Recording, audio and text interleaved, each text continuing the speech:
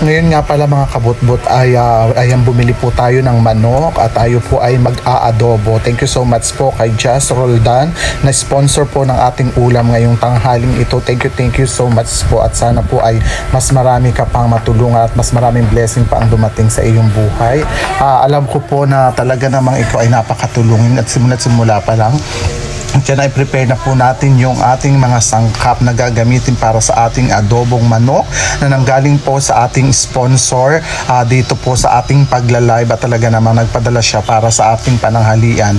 At nagsaing na rin po tayo at sinaing po natin ay ito red rice po ang ating sinaing at talaga namang napakasarap. Maluluto na po yan at syempre para po mas masarap ang ating pagkain ay kapag naluto na natin yung adobo. At ayan po pinanghalo-halo, hindi ko na po pinakita kung ano yung tamang way ng pagluluto, basta ayan na po yun, niluluto na po natin yung ating adobo at maya lamang po ay maluluto na yan.